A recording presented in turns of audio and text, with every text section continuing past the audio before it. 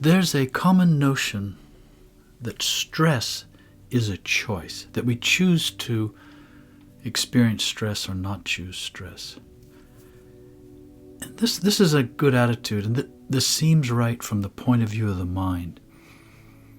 And yet, even though the mind contributes significantly to stress, it's usually the body that has to deal with stress and bear the stress and pay the price for it, all the way to having stress lead to serious illness. There are also many seeming antidotes to stress that are prescribed.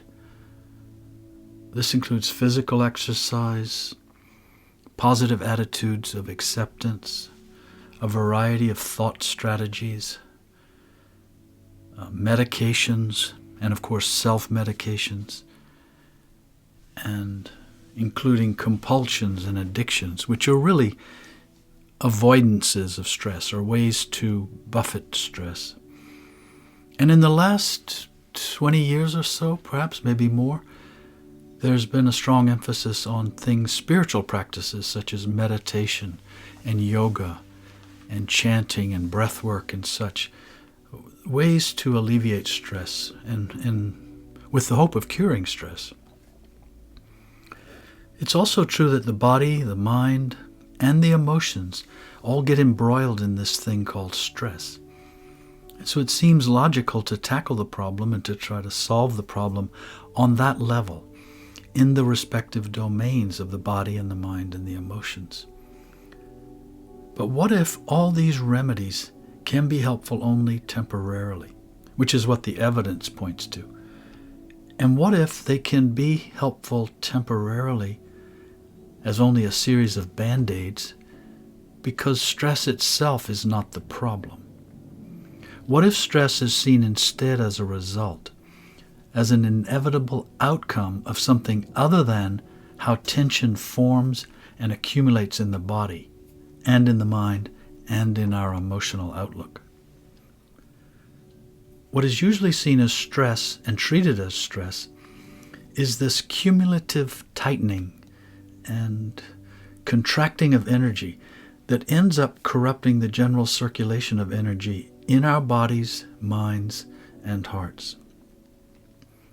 This is what happens during the buildup of a hard week at work, or of a relationship in turmoil, or due to a bullying atmosphere, or a self-image dilemma, or financial and health pressures which come with life. When all these or any of these pressures come up in our life, it's not long before we seek some kind of relief. But rarely does the relief we find last. And even if it seems to, we end up finding ourselves stressed in some other area. The weeks go by, the cycle continues, the different forms of stress gradually take their toll, and there seems to be no way out. It can help to understand that pressure is one thing and stress is another.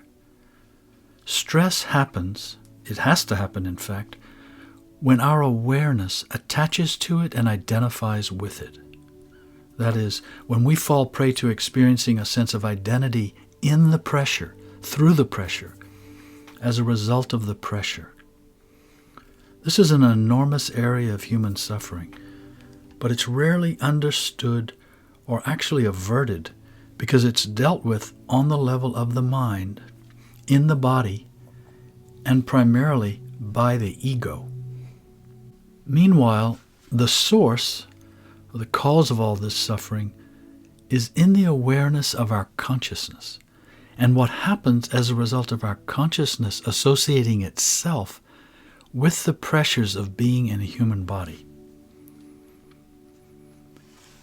It is possible, and it does not require any medication or self-medication or New Age antidotes, to learn to distinguish between the pressures we undergo in our lives and the stress that comes due to our usually immediate reaction to and identification with pressure, which includes the belief that pressure itself is bad and should be avoided whenever possible.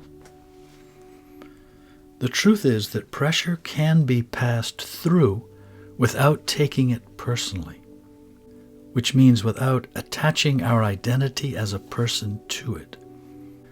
And in this way, pressure can instead be used as a catalyst, a necessary catalyst, for the transformation and deeper realization of consciousness itself. In other words, instead of the pressures of life leading us into stress, we can use them to lead us toward deeper self-realization and awakening.